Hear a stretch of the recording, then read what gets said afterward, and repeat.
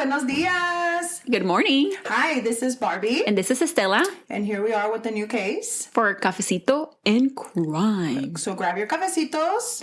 And let's get started. So we're back again like we were last week. Last week's case was an unsolved case. So hopefully is this an unsolved case? This is a solved case. Yay, good. Okay, so we've had a rough week. This week has been kind of rough.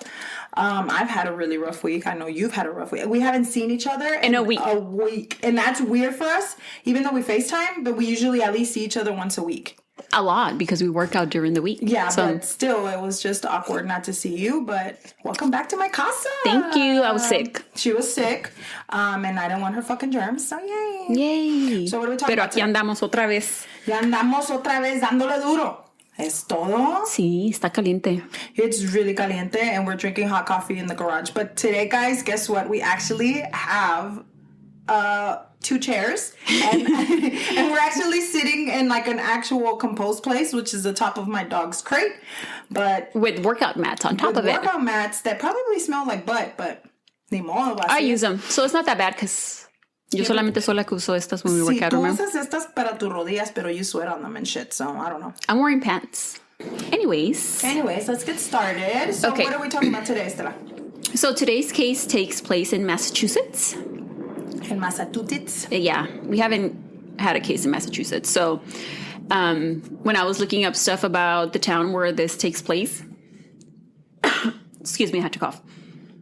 I looked up a list of like weird random facts for the state pulled up. So I was like, you know what?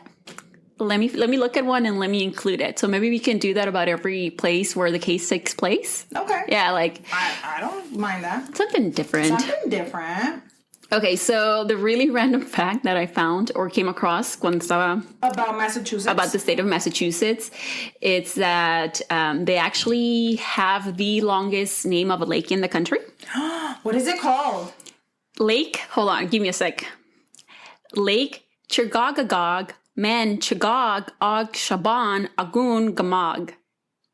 It is Native American, meaning a neutral fishing place. It is known to most as just Webster Lake. You know, it's shortened a little bit of it. Espérate. So you need to say all of that to say that it was a fishing lake? Yes.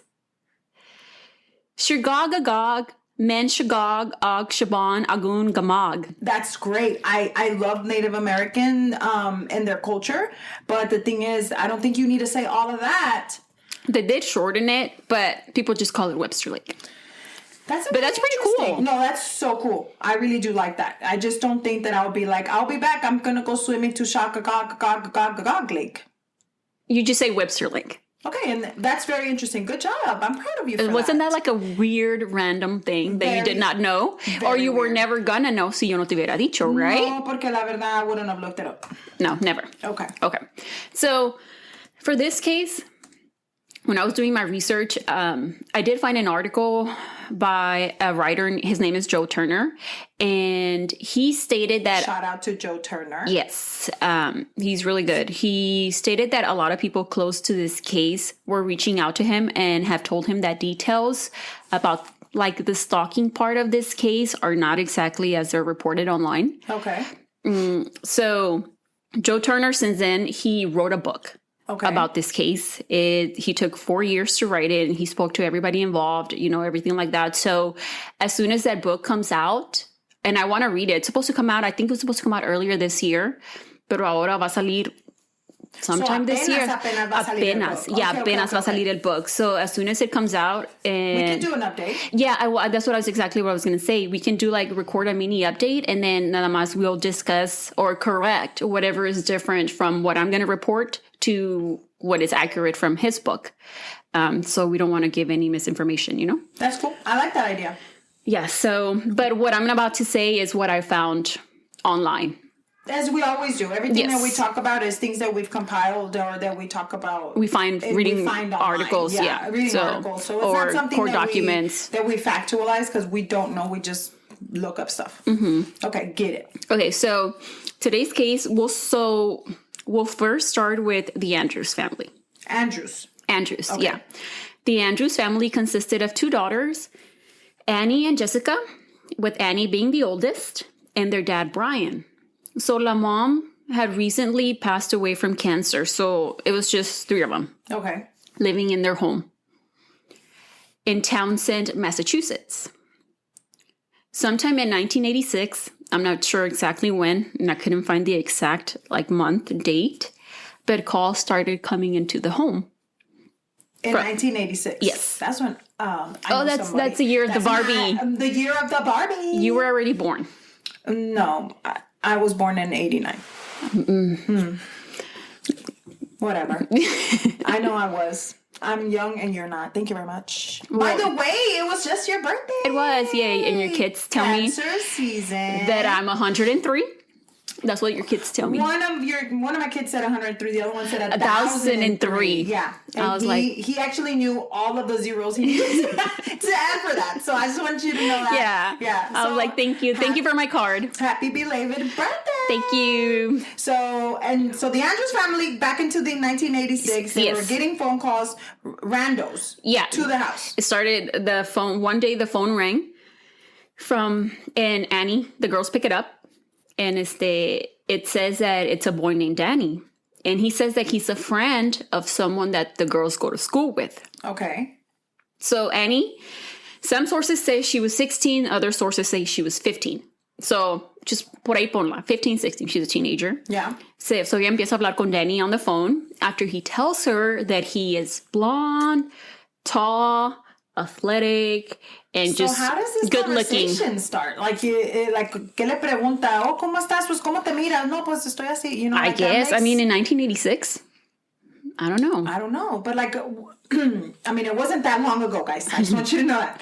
But I mean, what was it that I wonder what they were talking about to just bust out being like, well, yeah, this is me. My name is Danny, and I know whatever. I know somebody that and they gave me your number, and so I just decided I wanted to give you a call. I think it's crazy because think about it, guys.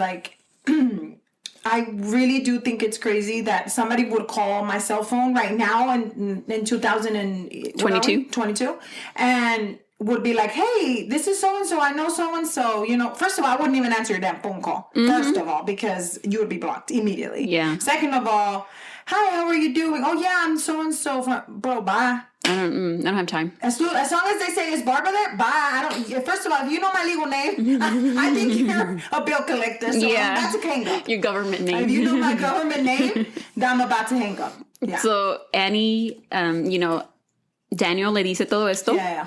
And he also tells her that he lives in the area. So I'm assuming Annie thinks she's like, okay, somebody that knows me, le dio mi número. The area, so they might know where she lives. And he's cute. So let me talk to him on the phone, right? The fuck? So they actually continue having phone calls more than just this first one. Yeah. So, they start talking on the phone multiple times, and Daniel ends up asking Annie out on a date. Y ella dice que sí, and they set a date to go out. So, Annie finishes getting ready. Annie finishes getting ready, when there's a knock at the door, and she goes and... Where's her daddy? Her dad, the girls would be home porque su dad trabajaba. So él salía tarde. Sí, y luego también porque se le murió su mamá. So, ya tiene razón. Pero, I mean, God, that's scary. Yeah. So you're just going to talk to someone a few times y ya te vas a ir on a date without even knowing? It's the 80s. Oh. I mean, I think that not too it's long different. Ago, guys. I'm just saying. I mean, damn, that's crazy, though. If you're just going to be like, all right, let's go on a date. Y el otro va a venir por ti, ¿o qué chingados? Le va y le toca la puerta. Fuck that shit. Y he's going to pick her up. Yeah. And when she opens the door, the boy in front of her no se ve nada como él le había dicho por teléfono. Catfish, como si fuera ahorita. Catfish in the 80s. In the 80s. Yeah, pero por teléfono, not texting and blah, blah, blah. So, el muchacho enfrente de ella isn't blonde, athletic, or good looking. Instead, there is a boy with dark, greasy hair who looks como que he doesn't care, así todo disheveled. Báñate, compadre. And nothing at all. Nada que ver con blonde, nada. Wow, de haber dicho que estaba athletic y que no sé por qué. Eso, I guess, le dijo that he was like he looked like a jock. Like alguien que hace deportes y todo eso. Yeah. Now, así como yo. Annie's a nice bitch.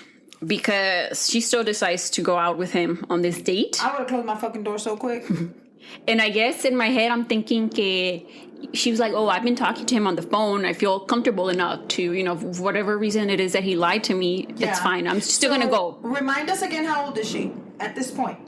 15 or 16. And so is Danny. So is Danny. So they're around the same age. Yes, yes. No, he wasn't like some like 20-year-old or some shit. Yeah, that's what I was like. Yeah, no. I mean, he must have had a good reason to lie. Yeah, you know, right. Maybe he felt bad about himself. He was self-conscious because I think a lot of people say that. I mean, he had like a lot of. You remember? Self-conscious. A lot of people say that. I mean, he had like a lot of acne scars and stuff on his face. Yeah, but we all do. I mean, it's okay. Yeah. So they go to a local fair. And on this date they go to a local fair, and Annie decides to cut the date short after an hour or so. Excuse me, because Daniel was being really creepy and kept asking Annie questions, like uncomfortable questions about her mom's death, like asking her like how much that your mom suffer and like what the fuck and stuff like that. So Annie was like, no, okay. I was going to give you a chance. Pero Annie wasn't that. She was not that stupid. Yeah, she was like, no. No está tan pendeja. Yeah, so she takes her ass home y ya no le contesta las llamadas. I get it, okay. Yeah. A su casa. ¿Por qué le llamaba a su casa? Yeah, landlines. We were just talking about you wanting a landline. Yeah. Yeah. I know. My friend Nicole, which I've mentioned Nicole before, she has a landline. Yeah. Yeah. And I was like, Nicole, what the fuck? And she said, no, it's because people call, you know what? Whatever is your decision to your life. A landline. You're going to pay for it, go for it. Go for it. You're going to pay for it, go for it. Hi, Nicole. Okay, go. Since Annie and Jessica had just recently, like I said, lost their mom just a few months prior, they really, really missed her. So they decide to have like a seance in the basement to see if they could like contact their spirit, her mom's spirit, their mom's spirit, but nothing happens. I wonder why. They really didn't know what they were doing anyway to begin with. I wonder why. So they're just like, oh, it didn't work. So they leave it alone y se van a dormir. Andan de brujas las muchachas. Okay. Las muchachitas. No, muchachitas. Sometime during the night, they start hearing tapping on their bedroom walls. Stop it. You know I don't fuck with that. And they're like, I know. I'm scared. They're like, oh shit, it did work. You know, so they were kind of like, it's mom. So they ask questions and the spirit answer them by tapping, on the walls. So like kind of like yes or no or whatever. Like if it's yes, tap this many times. Dude, if it's no. I'm not joking. Now that you're talking about that, I seen on TikTok. Is that even something you say? Anyway, but I saw this lady on TikTok that she's a medium, and they have an app now. I'm being serious. I'm not even lying. It's an app. Y luego le hacen preguntas. Y ya me dio miedo. Le hacen preguntas a los spirits, la señora. But I don't know why you need an app if you're a medium. But whatever. It's not my problem. Pero y luego they would answer with like little, casi como Scrabble. And they would put it together and put it, the answers on there. I swear, I'll send you a video. The TikTok. Wow. Yeah. I was like, there's an app for everything now. Like for real. Mm-hmm. There's an app for that. Really? So this went on for several nights. They thought they were talking to their mom's spirit and they thought it was cute, you know? But it actually got to the point where the tapping was so excessive that it wouldn't even let the girls sleep at night, like at all. They also started noticing that things were being moved in the house. Things that were in one place were now in a different place. Yeah, so at this time, they're like, that's mom. Like they thought it was like furniture estaba movido, like things would be like thrown over or missing. And after like some time of this, it made the girls think that whomever they had contacted during their seance was like a demon or of some sort and not their actual mom. Yeah. Because they were like getting aggressive? Yeah, no las dejaba dormir. I'm telling you, the tapping went on and no las dejaba dormir. Okay. So they decide to bring this up to their dad, you know? And their dad thinks that it's the girl's way of kind of looking for attention after their mom has passed, kind of like a coping mechanism. Okay. Porque no tienen a su mamá, so they need more attention from their dad. Aww, and stuff like that. So one day, now we're in 1987. Okay. It's Tina's year. Tina's year, yeah. In January of 1987, the girls were home alone. Their dad was at work. And they were in the living room hanging out. And they started hearing noises. And they were used to hearing the noises coming from their bedrooms. That's where the tapping would be. But now these tapping noises were coming from the basement where they had the seance. Okay. So ya están diciendo aquí anda el spirit. El espíritu. They go down to the basement. And when they get down there, they see on one side of the wall, there is a message written in red that says, "I'm in your room. Come and find me." No, ma'am. No, ma'am. We're not going to the room and not finding nobody. The girl said the exact same thing, bitch, because Speedy Gonzalez out the fucking house. Fuck all this shit right here. Ándale, like that. Bye. So they ran to the neighbor's house and they used the neighbor's phone to call their dad at work. So Brian comes home, searched the home, and didn't find anyone. But he did see the message that was on the wall.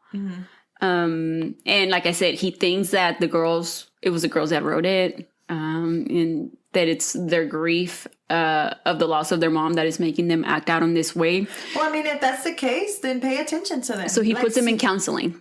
Oh, wow. Yeah, for grief counseling. Okay. Which actually ends up helping the girls. Yeah, counseling is awesome. Yeah, especially when you're that young. Yeah. And you lose your mom. Like, yeah. Can you imagine? No, I get it. And so the counseling ends up helping the girls, and things are okay for several weeks. The noises are pretty much gone. And things seem to have gone a little bit, poquito, back to normal. One day the girls are home alone again when they hear tapping again. But this time it's coming from Annie's room. So they were otra vez in the sala and stuff when they start hearing the noises coming from Annie's room. So las dos, they both head there to go look. And when they get there, they see written again on the wall what looks like blood. It says, "I'm back. Find me if you can." Bro, at this point, I'd be like, come out here. Let's do this. Again, they haul ass out. They're like, no. So they haul ass to the neighbors. Otra vez. And call their dad again, just like the first time. Brian heads home, and it looks like the place is kind of like trash. Not like trash, but it looks like somebody was there, threw things over.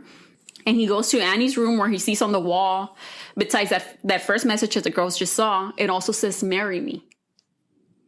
So he's there standing at the door, seeing this in the room. And he looks to the other side of the room, and there's just like a figure standing. Fuck this shit. With the fucking hatchet. Holding a hatchet. A whole ass hatchet. A whole ass hatchet. So the figure comes towards Brian. And they kind of struggle a little bit, but it manages to get away. He's like, did he manage to get some info, to see who it was or anything? No. So they call the police. So he's they call the police. He's like, what the fuck? So they call the police, and once they get there, they see the message that's written on the walls, and they end up figuring out that it was ketchup. They see that the place is kind of like trashed and shit, and so they're searching around the home, and they're searching Annie's room. And they realized she had built-in cabinets. Okay. And they figured out that a built-in cabinet in her room leads to a secret crawl space. What the hell? And so they go into this crawl space or whatever. And at the end of this crawl space is this curled up figure who is Danny LaPlante holding the hatchet.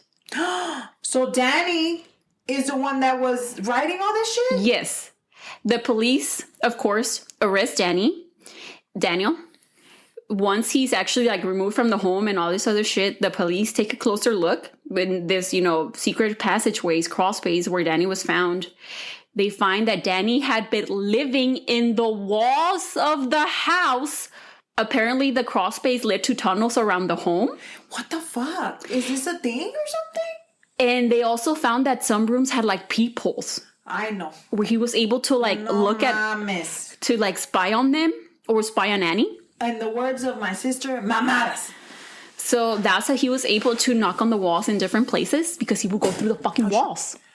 What the fuck? And then the reason why he got away from Brian so fast is because he knew where to go y se podía esconder because he wasn't going to get found. No. Es que eso no está bien, güey. No mames. Porque como chingados you're going to be living in people's walls and shit? What the fuck? Are you a rat or qué? So, imagine, bitch, you're in your home, you're a person where you think you can look ugly in peace and walk around naked and shit, and there's somebody fucking Watching you. That's so not right. So what they were, You know, like that show we're watching that show on Hulu, and they have the crawl spaces también in those apartments. The only cases, what is it called? the only murders in the building. Only murders in the building, but they had crawl spaces and people were looking through windows and shit. The fuck? So they were thinking, I'm like, okay, so he was escalating his actions towards the girls, because what if he didn't know that it was Brian that came back in the house? What if he thought it was Annie and Jessica? What was he going to do to them with the fucking hatchet? The hatchet, bro. He had a hatchet. Oh my God, that's so crazy. So after he was arrested, he was placed in a juvenile facility because now he was 17, where he stayed until October of 1987. Mm-hmm. So who is Daniel LaPlante? Daniel LaPlante. So Daniel LaPlante was born First of all, his last name is LaPlante. LaPlante. Como La Planta. La Planta. Mm-hmm. Yeah. Okay. So do we call him Danny La Planta? El Plantita. ¿Verdad? Danny La Planta. Danny La Planta. Porque pues es que andaba haciendo mamadas. Mm-hmm. Uh-huh. So Daniel LaPlanta was born on May 15th, 1970, también in Townsend, Massachusetts. Okay.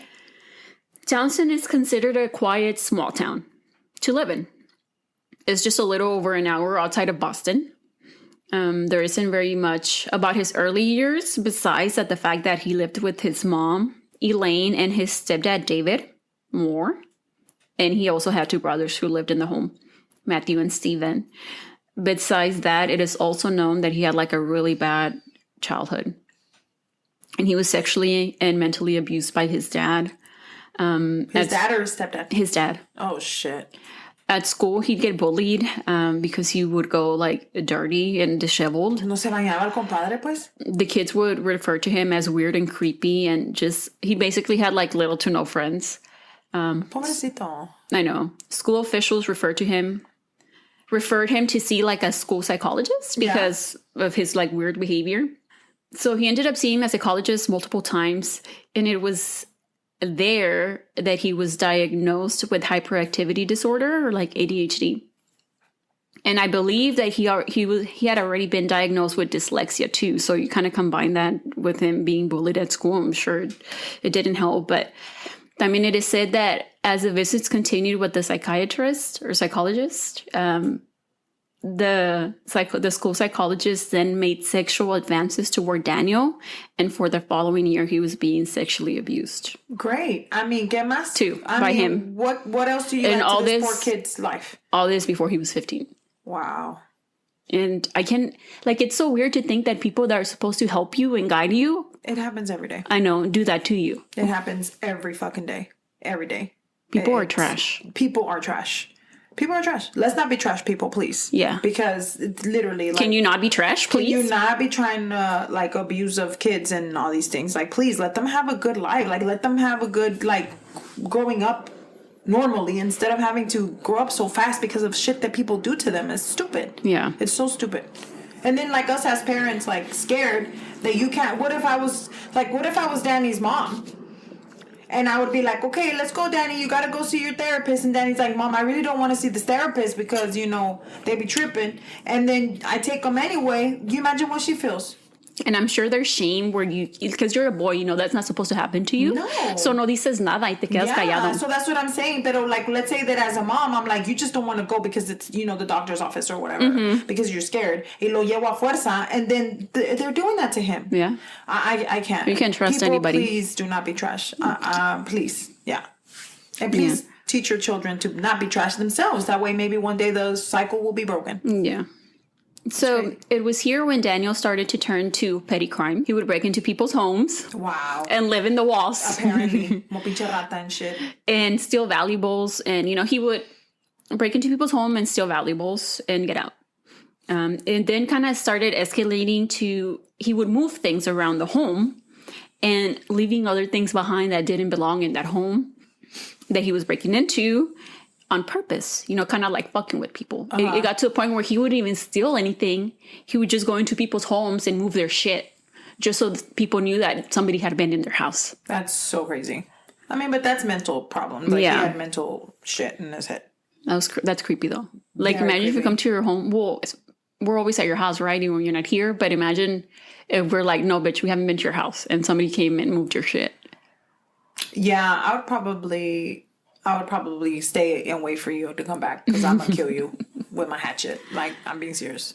So I found like one source. I'm not sure how accurate this is, but it said that when he broke into one of these people's homes, it is where he found the Andrews family's phone number. Oh, and that's how he ended up calling Annie, and So he didn't really know Annie from school or anything. No, nada que ver. So then he calls Annie, pero la pobrecita de Annie también pendejita. ¿Para qué chingado le anda contestando y having conversations with him? And then he moved into her house.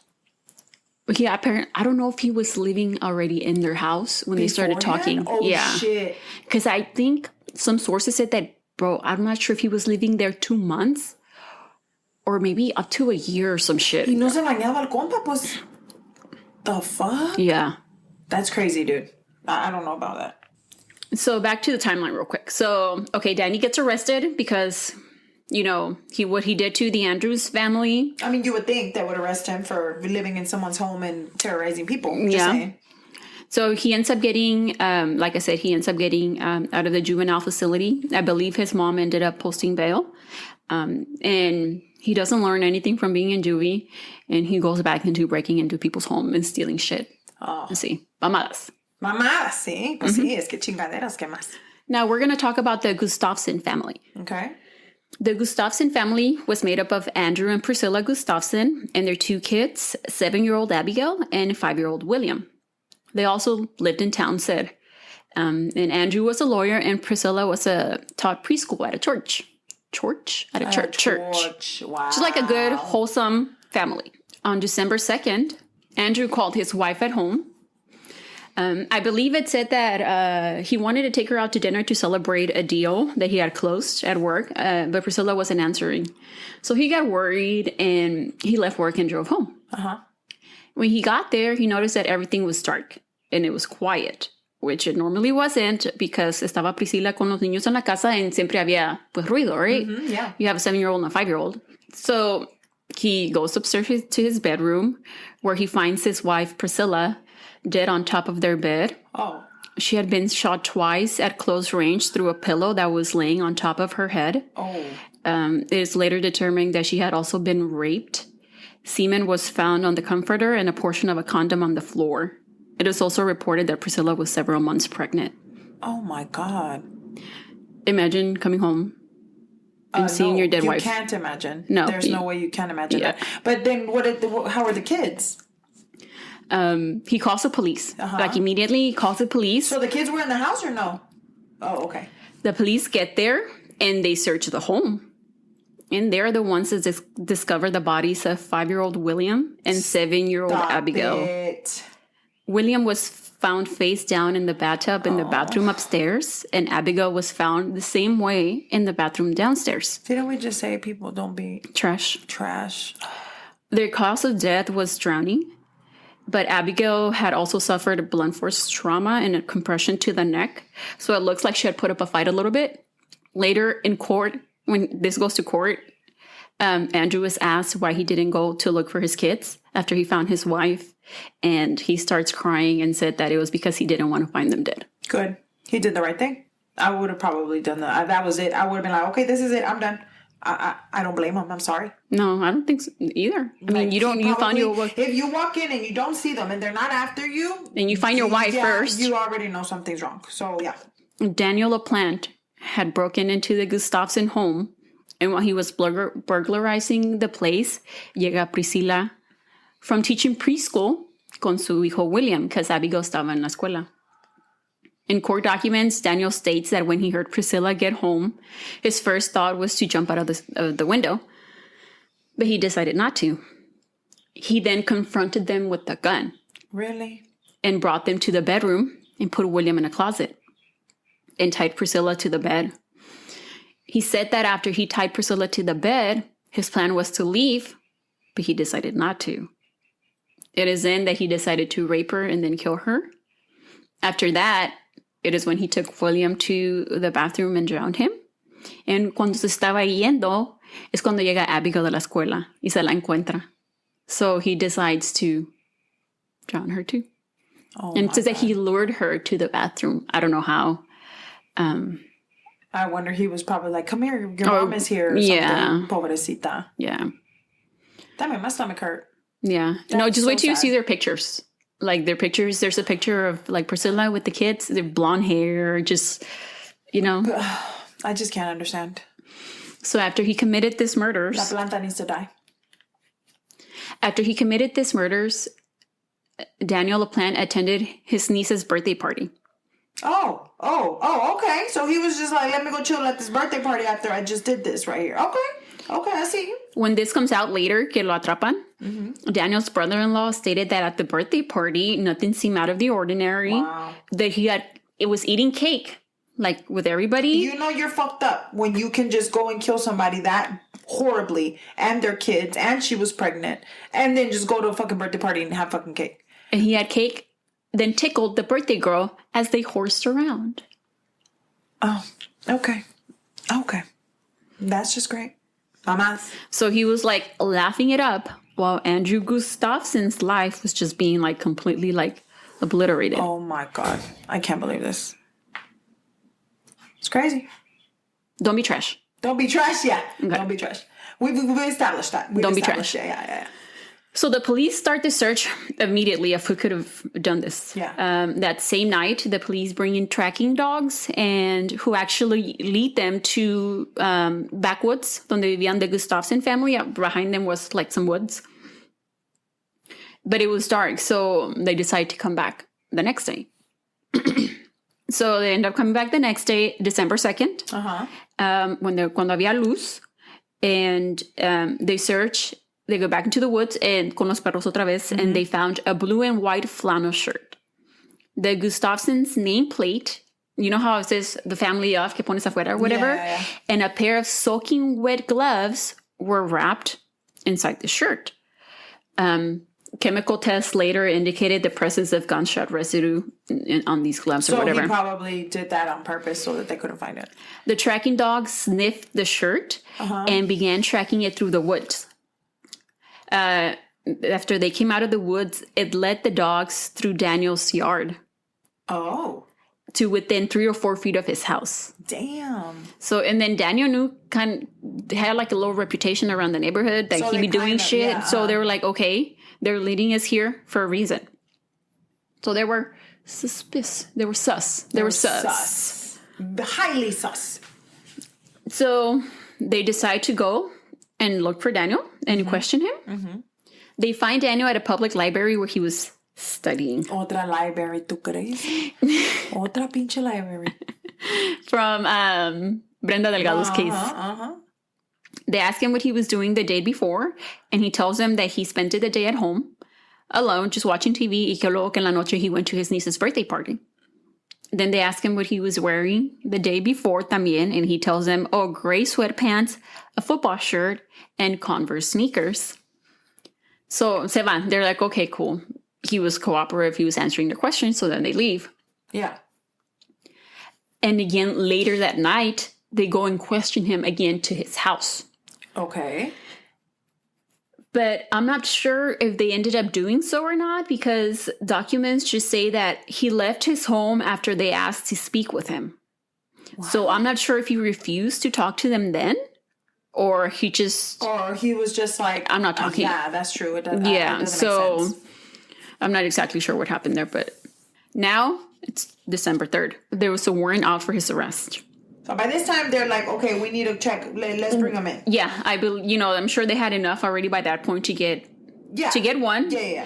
And the manhunt starts. A manhunt? A manhunt. Because he ran. Because he ran for his life. Okay, so he todavía hace chingaderas. Todavía hace las chingaderas y luego he wants to run like a little bitch. Yeah. Don't be a bitch. If you do some bullshit, bitch. Yeah. Don't be a little fucking bitch. Y si haces mamadas, aguántese, cabrón. ¿Para qué corres? A ver. Why are you scared? Right? Why? No, you weren't scared whenever you were doing this to this little girl and this little boy. In the mall. Pero quieres correr. No, aguántese, puto. No mames. Don't be trash. If you can't... In the first place, if you can't deal going back to... Don't be trash. Yeah. Don't do it. No corras. And this is like a typical thing. Why the fuck do you... Why? You know the police. You know you're gonna get caught. You know the police gonna get you. You don't live in a big ass town. You live in a little town. Not only that, but you're not the smartest cookie, in the box. Yeah. Of crumble cookies. Yeah. You're not the smartest one. So you know what? You're gonna get fucking caught. Yeah.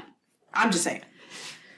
So, a picture of Daniel gets released, and residents start calling the Popo about seeing a suspicious man in the area of Pepperell, which is just like 15 minutes from Townsend.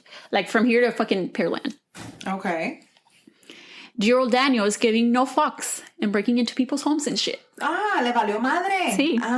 He probably was like, they're going to catch me anyway. Let me just rob some more shit. Get some fun out of this. What do you fucking do? You know what? Okay. Whatever. La pinche planta. The first home, I believe, was of Lynn McGovern. When she got home, Daniel was inside her house upstairs. And I guess she heard the noises and went outside, like left her house and went outside, where police were already patrolling the area. And she told one of the police officers to go with her inside her home. And he did. So when Daniel heard them, motherfucker, he escaped by jumping out of the second floor window onto the garage and ran into the woods. Tell me that he broke something. Please tell me he broke a fucking leg. He had stolen a .32 caliber revolver from the McGovern home. Madre. So at this, by this time, we're talking, what, 87? 87. December of 87. So let's say that he's like 17, 18 years old, no? Let's say 18. He turned 17. Since his birthday's in May, he would have turned 18 in 89. 88, I'm sorry. In 88. Yeah, so this is December 87. So then he's not a kid. No. Estás haciendo chingaderas and you know it. You know what you're doing. Yeah, okay. That makes sense. I mean, you know what life of crime is going to bring you. So it's dark by this time, and Daniel heads out and breaks into another home. Oh, yeah, because he's on a spree. On a spree. The home of Pamela McKella. I hope that's how you say her last name. McKella. Makela. Camilla McKella? Pamela McKella. Yeah. That just doesn't sound right. That flows. Pamela McKella. I know it flows, yeah. He busts into Pamela's home, and Pamela gets there, and he shows Pamela his gun, and he tells her that she was going to drive him out of the area. Oh, he tells her what to do. Yeah, because you didn't tell me what the fuck to do. Y según que le dijo que porque he only had a learner's permit because he didn't have a driver's license. Yeah, right. Okay. So he takes her hostage. Okay. My pedo, compa. Bitch, I bet Pamela was fucking scared as shit. Imagine que llegues a tu casa y que alguien te diga con una pistola, hey, bitch, you're gonna drive me out of here, ho. Because I have no permit. Because I have a learner's permit. I don't have a driver's license. I don't want to break the law. I'm not trying to laugh at the fact that happened to Pamela. I'm sorry, Pamela, it happened to you. I'm laughing at the stupid ass. That's all. Está bien pendejo, no mames. Yeah. No mames. So chingona stupid. Pamela, in her mind, is like, hell no, I ain't. And she jumps out of the moving car. She's like, bye. Está moviéndose aquí el pedo, I'm gonna jump out of this car. Yeah. And she's okay. No le pasa nada. She gets, I think it happened like... You know what? She's my hero from this whole story. She's a chingona. She's a chingona for sure. Yeah. Because she didn't give a fuck. She's like, I'm jumping off. They know little 17-year-old bitch gonna... No. You don't tell me what the fuck you're gonna take me hostage. Hell no. Dude, they would have to really try hard to take me hostage because I'm big. So you have to be... You're not that big, No, bitch. I'm just saying like big, like... You're tall. I'm tall. So then you're gonna have to fucking be like 7 feet tall. Like fucking Shaq up in here. Talk about to take me hostage. Be like... Because I'm gonna be like, I'm gonna sit on your ass. Like, get the fuck out of Be like, I'm not gonna be looking up at you. No. We're probably gonna be eye to eye, bitch. And you're not gonna be able to intimidate me. I'm so scared. Oh, you're gonna shoot me, bitch. Shoot me. Go ahead. I don't care. I'll be like, no, motherfucker. I'm not driving you nowhere. First of all, you got gas money? Because you know gas is almost fucking $6 up in here. I'm not fucking with that. You're gonna... You know what? I like Pamela. She's my friend. Yeah. So Pamela's fine. They help her and they bring her back to one of her neighbor's house. And the Popo's there. Yeah. And she tells the Popo exactly what happened. They help her. They pick her up when she jumps out of the car. I think it happened like around town hall or whatever. So people were driving. Yeah, they help her up, take her back to her. She was cool. No le pasó nada. I'm driving and there's a fucking whole ass human jumps out of a car. You're gonna get out and help that person. Yes, I will. Yeah. I will. Yes, but maybe a little bit less now because I don't know what's going on. Maybe they have a gun, but maybe back then in the 80s. Yeah. Mm-hmm. Yeah. Not too long ago though. Don't forget. So Pamela les dice todo lo que pasó, and this gets it gets broadcasted to the rest of the popo that were out looking for Daniel. So now they're like, okay, we're out looking for Daniel. Because he was in this area. He went through here. I get it. Okay. So Daniel ends up being spotted driving in the area of Ayer. Now, I don't know if this is... I'm sorry. Now, I don't know if this was Pamela's car or not that he ended up taking hostage, because he was spotted in a bright orange van Stupid. with a pop top and 2, not 1, for sale signs. Bitch, no mames, way. Neon sign much? Neon sign. I didn't. Hold on. It's because I said I needed to process this. Yeah. So this motherfucker was in a van. See. Okay. Orange. Bright neon orange. And with the for sale sign. 2.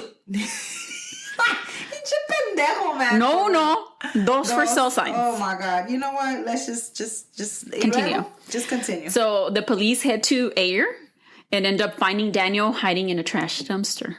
Because he's trash. Yeah. You know what? As he should be in the trash can. Because he's trash. Yeah. He was spotted by an officer when he popped his head out to like scope out the area. Pendejo.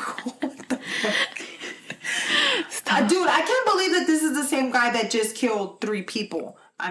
2 days before. 2 days before. I just can't believe that this is the same person. Like, you fucking idiot.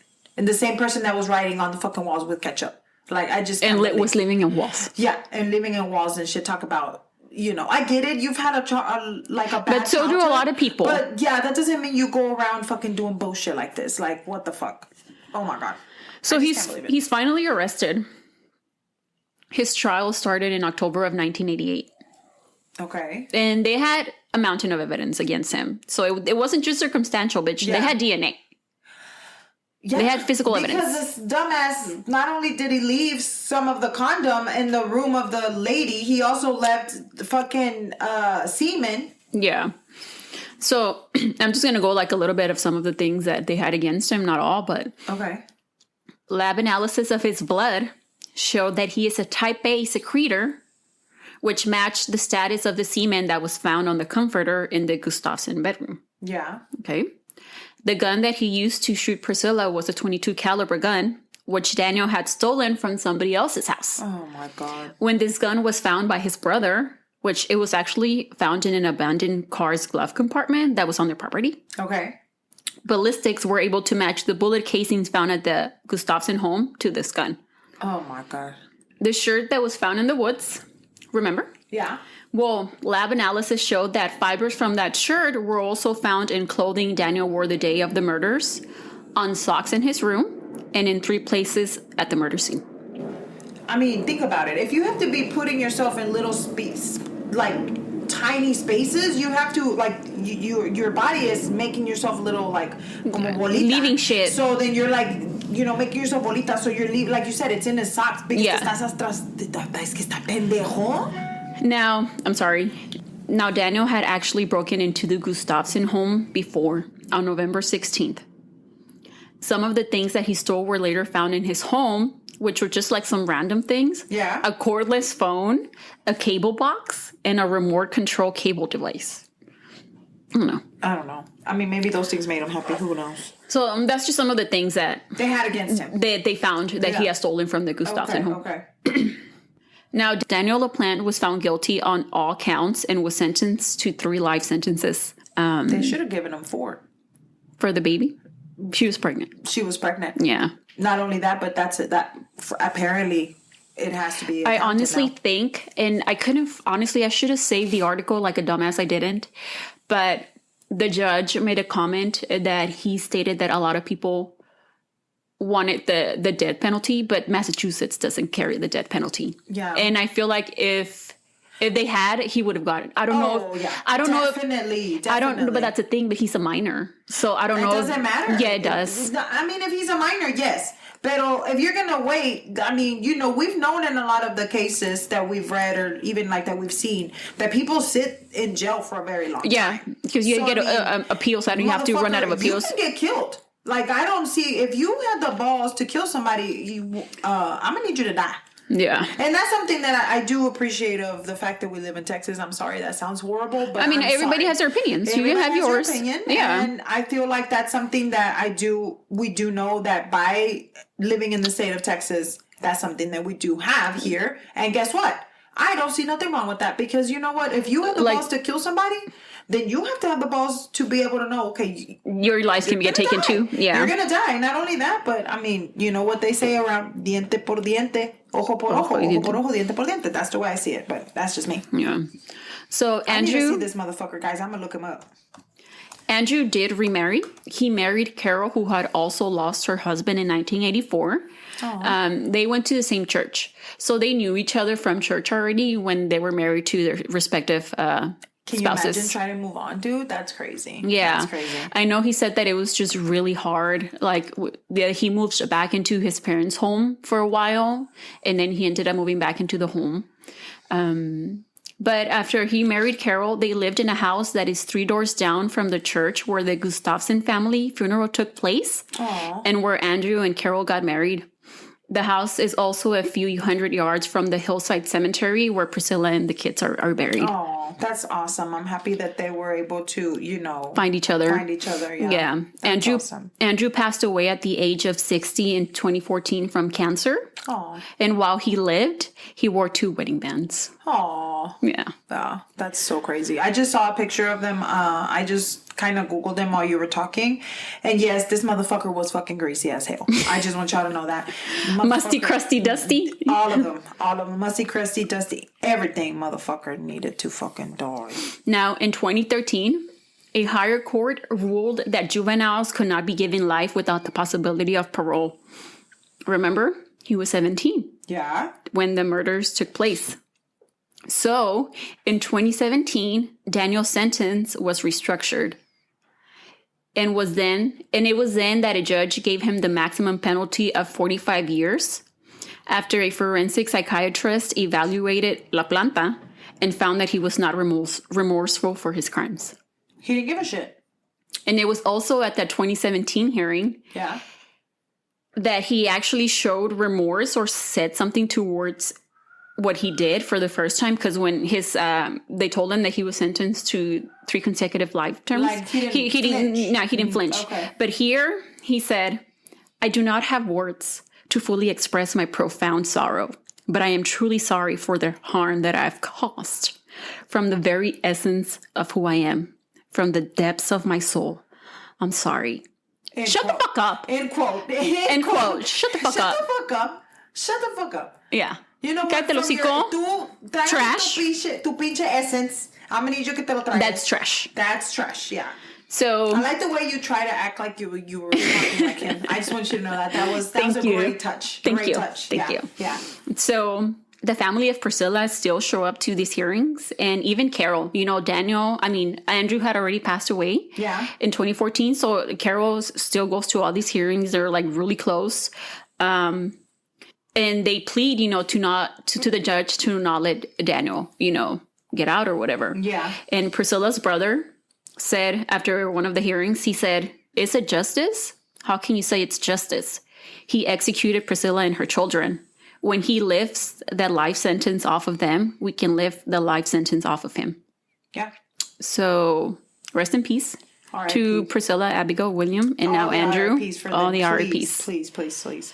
But you know what? And that is the case of Daniel LaPlante and his crimes. It was more like Daniel LaPlante and his crimes, because he did a lot of crimes. Not only did he steal shit, he was stealing people's vans and shit. Like living in the walls. walls. And I'm sure that, like I said, when Joe Turner's book comes out, I want to read it, and I will, si Dios quiere. And, just see what didn't match what we found, or I found for this case, to what his book says. So I'm excited for the book. It's called Boy in the Walls. I mean, it could have been called anything else. It couldn't have. It couldn't have. Because he was in the walls. Literally writing on people's fucking walls with fucking ketchup and shit.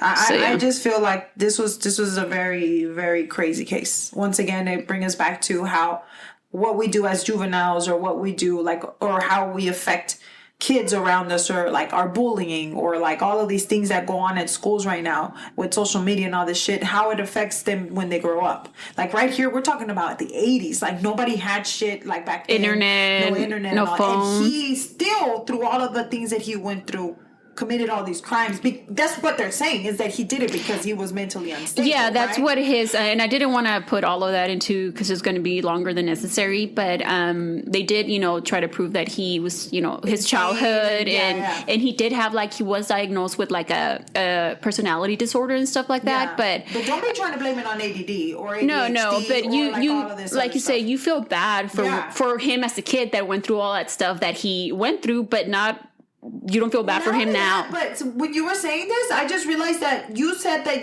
his mom took him out of jail. Mm-hmm. Don't take your kids out of jail. If they did something wrong, leave them in there. Because guess what he did when he came out of jail? Mamadas. He started going into fucking people's houses, robando mamadas. He was already doing that. Like, dude, like, and I think, and I know as a parent, I know it's hard because I have a son and I have a daughter. So what would I do? I don't know. But I think that personally, I think I would leave him. You know what? You did the crime. You did the time, buddy. Because it's not my fault that you did this. I did my best to make you a better kid. I mean, maybe his mom didn't. But hey, we don't know. We gotta wait for the book. I'm not really wait for the book. Yeah. And I think también I read that his mom actually had to like, ¿cómo se dice? Remortgage or whatever. Take out another. Because you don't just have that kind of money laying around. I think it was like 10 grand or something, but I'm sure back in the 80s that's still a lot of money. That's a lot of money. That is a lot of money. So yeah, that was a crazy one. LaPlante, bro. Yeah, so can't wait for the book. Yeah, and not only that, but everything that happens to him in jail, he deserves it. I'm sorry. Yeah. Oh no, for sure. He deserves it. I mean, karma, bitch. In Massachusetts. Mass. En la masa. En la masa con la planta. Con la planta. Oh, that's it, guys. Thank you so much for listening. Once again, we really appreciate all of everybody's support.